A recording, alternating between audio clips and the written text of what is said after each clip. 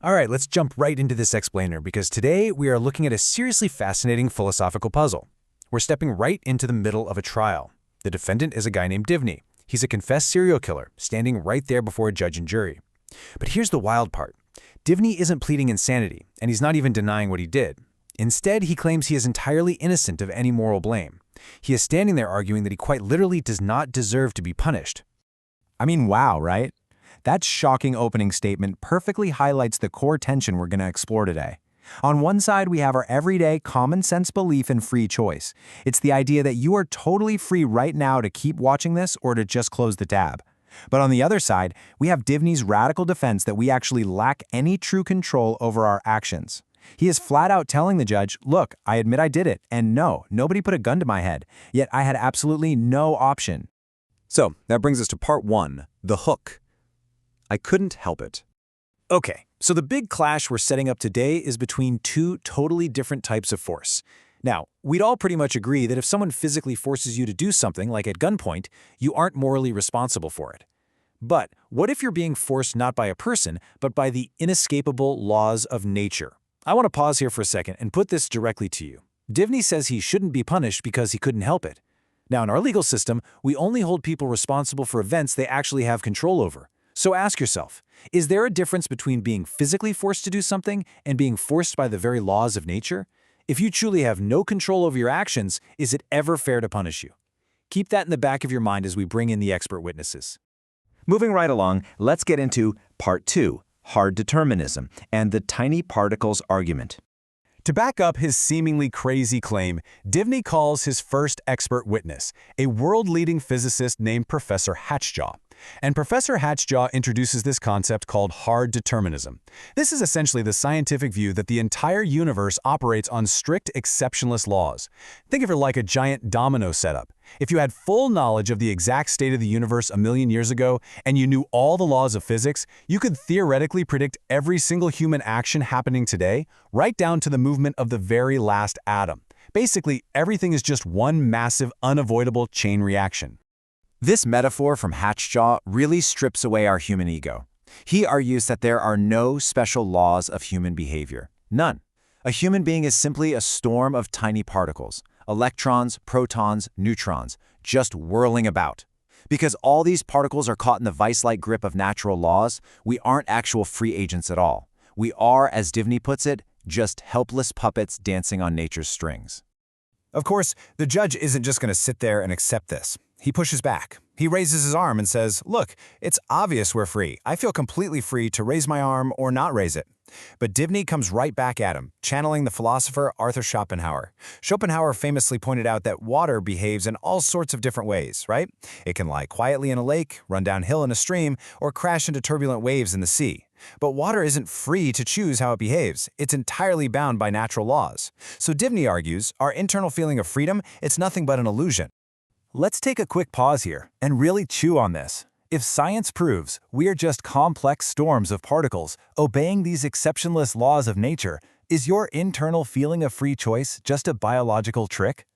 If we're exactly like clouds drifting in the wind or rivers running downhill, does the concept of praising someone for a good deed or blaming Divney for his crimes even make any logical sense? All right, welcome to part three, the midpoint clashes, where we look at compatibilism versus libertarianism. So, the prosecution isn't going down without a fight. They strike back with some new expert witnesses to debate how we actually define freedom. First up is Professor Siddery, who champions compatibilism. He claims determinism and free will can totally coexist. To him, acting freely just means you did what you wanted to do. Simple as that. If Divney wanted to commit his crimes, well, he acted freely. But Divney fires back with a brilliant counterexample. He says, imagine someone is secretly hypnotized to always crave orange juice. When they're offered a drink, they choose orange juice. Now they feel free and they act on their desire, but their choice was 100% programmed by the hypnotist. If our brains are programmed by nature, Divney argues, we're just as trapped as the hypnotized person. Okay, so the prosecution pivots and tries a completely different route, calling Reverend O'Fierce to the stand.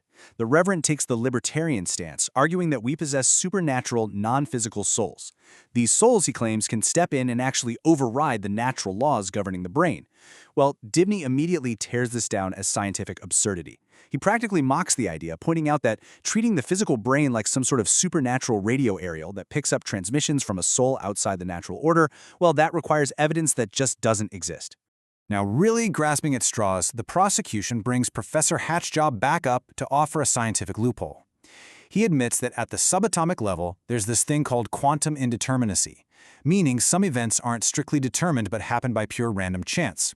Einstein actually hated this idea, famously declaring, "God does not play dice." But even if this is true in the brain, Divney points out a fatal flaw in the argument.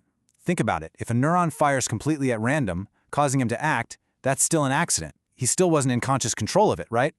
Time for another pause to reflect on this epic philosophical showdown. Who do you think has the stronger argument here? The compatibilist, the reverend, or Divney?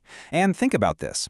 If our actions are determined by pure quantum randomness rather than strict physical laws, does that actually give us free will? Or does it just make our actions completely accidental? Because honestly, punishing someone for an accident doesn't seem like justice either, does it? And that brings us to part 4, the twist verdict, punishment without dessert. So after hearing all these wild arguments about particles, hypnotism, souls, and quantum dice, the judge is finally ready to rule. And he delivers a verdict that turns this entire courtroom drama completely on its head. He looks right at Divney and delivers this jaw-dropping concession. He says, "Science appears to be on your side. I agree that you're morally blameless." He literally agrees with this serial killer. He accepts that Divney lacks free will and therefore lacks moral desert, meaning he doesn't truly deserve blame. Divney assumes he's about to just walk free out the front door, but then the judge drops the hammer. He says he is going to lock Divney up anyway. Divney is absolutely stunned. I mean, how can you punish a guy who doesn't deserve it? But the judge outlines a completely different, forward-looking view of justice. He says, look, we don't punish for backward-looking revenge or moral desert. We lock people up for pragmatic reasons. We do it to deter others from committing crimes, to rehabilitate the offender with therapy, and most importantly, to prevent them from reoffending and harming the rest of society. It has nothing to do with what Divney deserves for his past. It's entirely about protecting our future. Which brilliantly brings us to our final big thought for this explainer. The trial of Divney forces us to totally separate the idea of deserving to suffer from the very practical need to have a safe society. So I'm going to leave you with this question. If nobody truly has free will, and therefore nobody truly deserves to be punished, is it still fair to lock people up just to protect the rest of us? Thanks so much for diving into this explainer with me. Keep asking those big questions, and I'll see you next time.